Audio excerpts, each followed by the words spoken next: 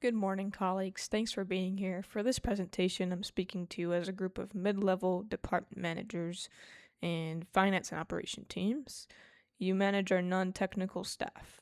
Over the next few minutes, I want to show you how cybersecurity can become part of your team's everyday work instead of something that only the IT department worries about. By using clear communication, it can be built right into your team's weekly goals. When most of us hear cybersecurity, we think of complicated IT and firewalls and passwords and a bunch of coding mechanisms. But today we're going to be talking about why security is actually a people problem and, more importantly, a manager's communication task. All right, next slide. All right, our first main point requires to shift our focus from technical systems to actual human behavior. According to a 2024 study published in the Gaziantep University Journal of Social Sciences, 98% of all successful cyber attacks involve some form of social engineering. Even more telling is that only 3% of malware aims at a purely technical vulnerability. The remaining 97 ignores software entirely and targets the human user. Look at the diagram shown. This shows the social engineering life cycle.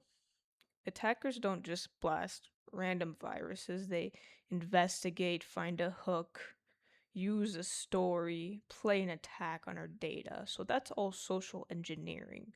The Center for Development of Security emphasizes that this works because it exploits normal, positive workplace habits like being polite and helpful, more professional mannerisms.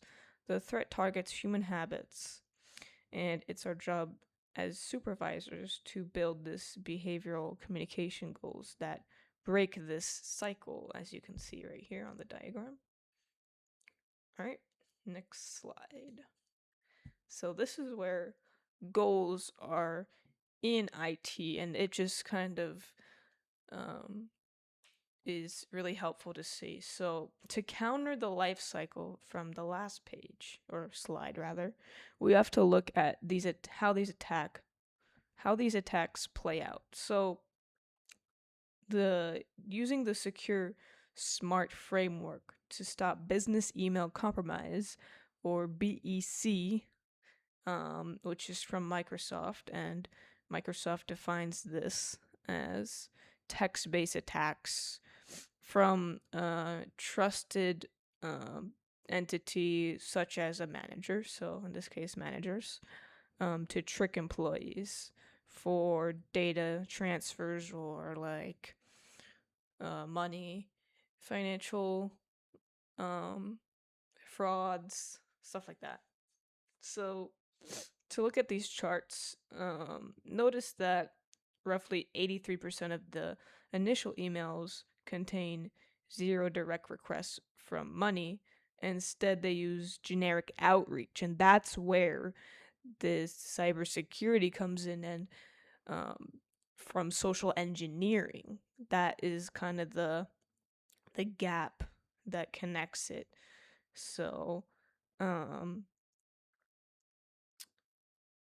the generic outreach would be like, "Are you at your desk?" for example, and that is conversational ramport. So they're directly like asking employees and posing as the manager, like I said. Um, Telling departments to be careful is vague and ineffective as a goal. As a manager, you need to establish specific, measurable, secure, smart performance goal. For instance, the operations team will implement a strict verification like an MFA, where 100% of the urgent internal data must be confirmed from a face-to-face or maybe a live phone call. And by measuring those verifications, then just blaming human error, you change the whole conversation trap of generic outreach. And our final point, our third and last point, focuses on emotional environment of department communication. To make sure our security goals stick, we must understand psychological safety. Um, and this was popularized by Amy Edmondson at Harvard Business School. This isn't about eliminating workplace tension. It is about eliminating the fear of humiliation when someone takes an interpersonal risk. When psychological safety is missing, employees pivot to what researchers call impression management. They devote their energy fulfilling what they say to look competent. So, like, their self image, instead of actually just admitting or taking accountability, for instance. So they'll prioritize the image instead of protecting. Well, it's really just the data, because they hide mistakes. And as managers, our goal setting must combine high technical standards with high psychology safety, most importantly. We need to explicitly frame cybersecurity as an ongoing challenge by modeling humility and actively rewarding transparency. When an employee admits to a slip up, we ensure that information circulates freely. So it's an openness of information that really matters here, and it's not about imagery, self image as an employee. You gotta like really um secure data here. That's the most important thing, especially in cybersecurity.